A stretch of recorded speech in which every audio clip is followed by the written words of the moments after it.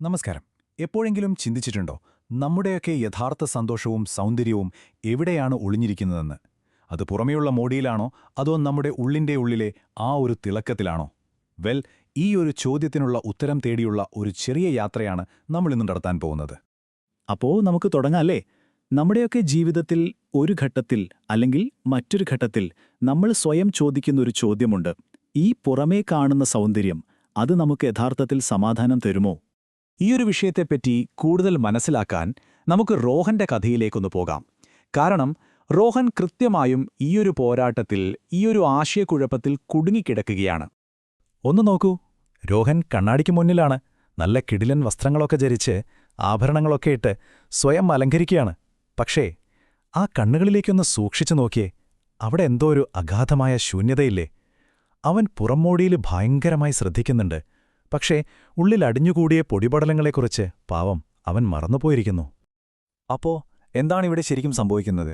ഒരു വശത്ത് പുറമേയുള്ള അലങ്കാരങ്ങൾ, അതായത് കണ്ണാടിയിൽ കാണുന്ന ആ ശരീരത്തിൽ മാത്രം ശ്രദ്ധ കേന്ദ്രീകരിക്കുന്നു. മറ്റേ വശത്തോ ഉള്ളിൽ ഒരുതരം ശൂന്യത. കാരണം ഉള്ളിലെ ചിന്തകളെയും ആത്മാവിനെയും പൂർണ്ണമായി അവഗണിക്കുകയാണ്. ഈ പുറമേയുള്ള ഒരുക്കങ്ങളൊക്കെ നിരന്തരവും ഭയങ്കര മടുപ്പിക്കുന്നതുമാണ്. പക്ഷെ അതിന്റെ ഫലമോ? ഉള്ളിൽ യഥാർത്ഥത്തിലുള്ള ആയാസരഹിതമായ സന്തോഷം കിട്ടുന്നുമില്ല. എന്നാൽ കഥ ഇവിടെ മാറുകയാണ്. പെട്ടെന്ന് ഒരു പുതിയ വെളിച്ചം, ഒരു പുതിയ പ്രകാശം രോഹന്റെ ഈ ആന്തരിക ലോകത്തേക്ക് കടന്നുവന്നാലോ? അപ്പോൾ എന്തു സംഭവിക്കും?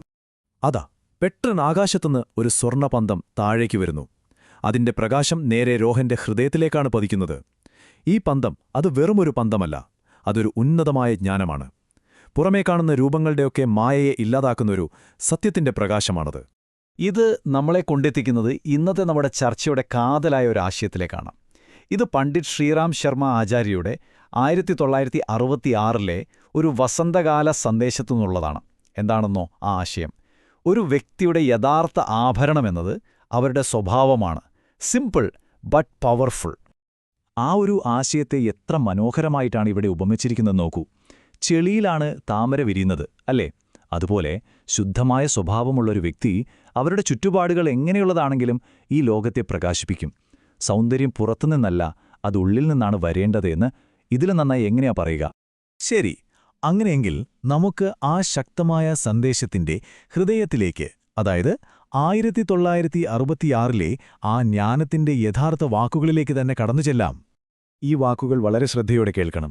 ബാഹ്യമായ തിളക്കം കണ്ണുകളെ കബളിപ്പിക്കാൻ മാത്രമേ സഹായിക്കൂ. ആത്മാവിനെ തൃപ്തിപ്പെടുത്താൻ അതിന് കഴിയില്ല. യഥാർത്ഥ സൗന്ദര്യം കുടികൊള്ളുന്നത് ചിന്തകളുടെ ശ്രേഷ്ഠതയിലും സ്വഭാവത്തിന്റെ ദൃഢതയിലുമാണ്. നിങ്ങളുടെ തെറ്റുകൾ കണ്ടെത്തി അവയെ നീക്കം ചെയ്യുക. ആത്മശുദ്ധീകരണത്തിലൂടെയാണ് ഒരു മനുഷ്യൻ ദൈവീകത കൈവരിക്കുന്നതും ജീവിതം അർത്ഥപൂർണമാക്കുന്നതും. കണ്ടില്ലേ, പുറമേയുള്ള ഗ്ലാമർ നമ്മുടെ കണ്ണുകളെ ചിലപ്പോൾ പറ്റിച്ചേക്കാം, പക്ഷെ ആത്മാവിന് അതുകൊണ്ട് ഒരു തൃപ്തിയും കിട്ടില്ല. യഥാർത്ഥ സൗന്ദര്യം നമ്മുടെ ചിന്തകളിലാണ്.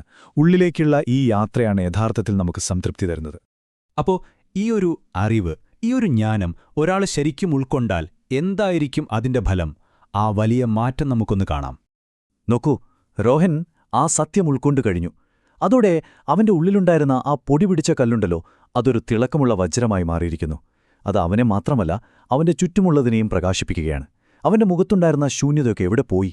അതിനു പകരം ഇപ്പോൾ അവിടെ ഒരു ദൈവീകമായ സംതൃപ്തിയാണ് കാണുന്നത്. അപ്പോൾ റോഹന്റെ ഈ കഥയിൽ നിന്നും നമുക്കെന്തൊക്കെയാണ് പഠിക്കാനുള്ളത്? നമ്മുടെയൊക്കെ ജീവിതത്തിൽ പ്രായോഗികമാക്കാൻ കഴിയുന്ന കുറച്ച് പ്രധാനപ്പെട്ട കാര്യങ്ങളുണ്ട്. നമുക്ക് നോക്കാം. ഒന്നാമതായി, യഥാർത്ഥ സൗന്ദര്യം എന്നത് നമ്മുടെ സ്വഭാവവും ചിന്തകളുമാണ്, അല്ലാതെ പുറമേയുള്ള വസ്ത്രങ്ങളോ അലങ്കാരങ്ങളോ അല്ല. രണ്ടാമത്തേത്, ആത്മശുദ്ധീകരണം. നമ്മുടെ തെറ്റുകൾ നമ്മൾ തന്നെ തിരിച്ചറിഞ്ഞ് തിരുത്തുന്നതാണ് ഏറ്റവും വലിയ ആത്മീയ സാധനം. മൂന്നാമതായി, ആയാസരഹിതമായ സന്തോഷം. നമ്മുടെ മനസ്സ് ഉള്ളിൽ നിന്ന് ശുദ്ധമാകുമ്പോൾ സന്തോഷം താനേ വരും. അതിന് പ്രത്യേകം കഷ്ടപ്പെടേണ്ടി വരില്ല. അവസാനമായി, പ്രതിജ്ഞ. ശുദ്ധമായ ചിന്തകളിലൂടെയും പ്രവൃത്തികളിലൂടെയും നല്ലൊരു സ്വഭാവം രൂപപ്പെടുത്താനുള്ള ഒരു ഉറച്ച തീരുമാനമാണ് നമുക്ക് വേണ്ടത്. അപ്പോൾ ഇത് വെറുതെ കേട്ടുപോകാനുള്ള ഒരു തിയറി മാത്രമല്ല, നമുക്ക് ഓരോരുത്തർക്കും ജീവിതത്തിൽ പകർത്താൻ പറ്റുന്ന ഒരു വഴിയാണ്.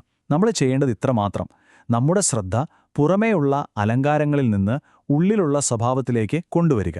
നമ്മുടെ തെറ്റുകൾ സത്യസന്ധമായിട്ട് കണ്ടെത്തുക. എന്നിട്ട് ആ ചിന്തകളെ തിരുത്താനും ശുദ്ധീകരിക്കാനും ശ്രമിക്കുക. അങ്ങനെ ഓരോ ദിവസത്തെയും നല്ല പ്രവൃത്തികളിലൂടെ നമ്മുടെ സ്വഭാവം നമുക്ക് തന്നെ രൂപപ്പെടുത്തിയെടുക്കാം. ഇത് നമുക്കെല്ലാവർക്കും ഇന്ന് തന്നെ തുടങ്ങാൻ പറ്റുന്നൊരു യാത്രയാണല്ലേ? നമ്മൾ ഇത്രയും നേരം രോഹന്റെ യാത്ര കണ്ടു. അവൻ അവന്റെ ഉള്ളിലെ പ്രകാശത്തെ കണ്ടെത്തി. അപ്പോ അവസാനമായി ഒരു ചോദ്യം. ഈ ചോദ്യം നിങ്ങളോടാണ്. നിങ്ങളുടെ ഉള്ളിലെ ആ പ്രകാശത്തെ, ആ സൗന്ദര്യത്തെ നിങ്ങൾ എങ്ങനെയാണ് ഉണർത്താൻ പോകുന്നത്?